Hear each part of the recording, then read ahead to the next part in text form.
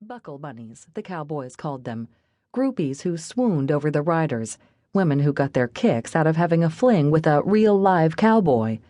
Dallas figured she was probably just another one of them.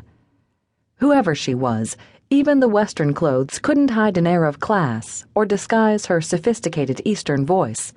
He wondered where the hell she had come from. "We better get going." Stormy started off toward the arena, leather chaps flicking against his boots. "Like the lady said, the show's getting ready to start."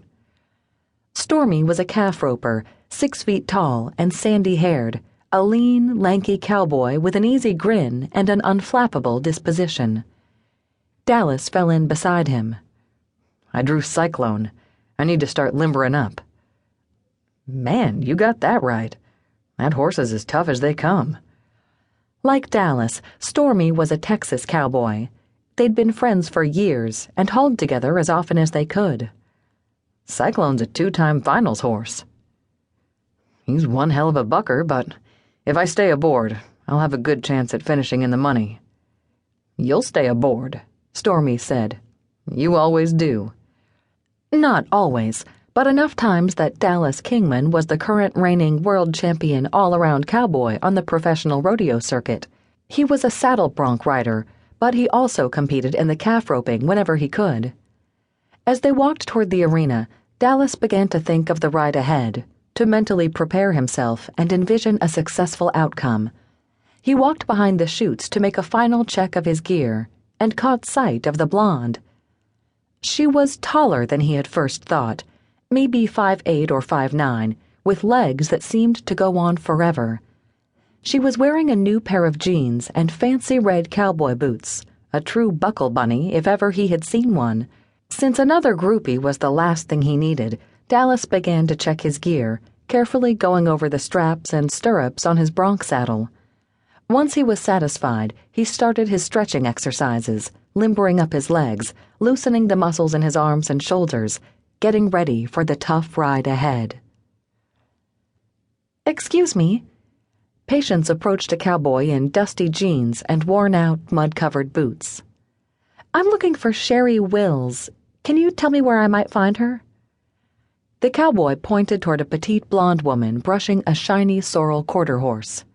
"Sherry's that little redhead standing over there." She was an attractive woman in her late 20s with a compact body and nicely feminine curves.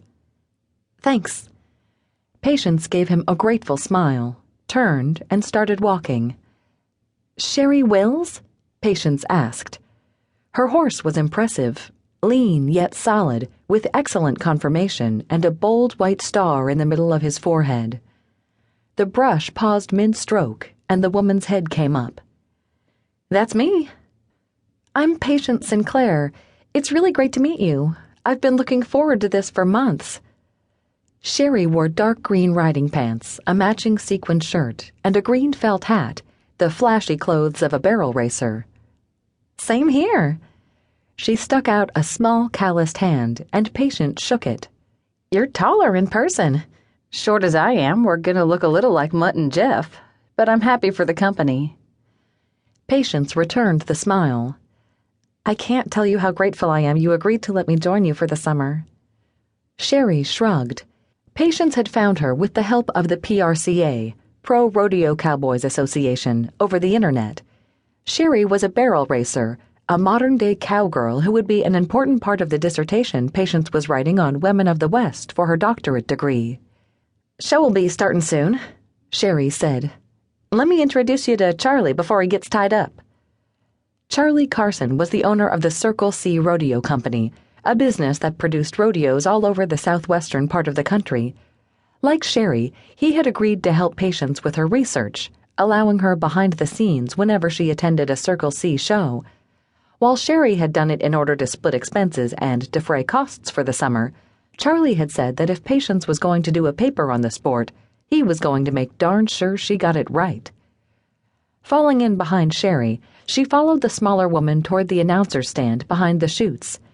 The place hummed with activity as the start of the performance grew near.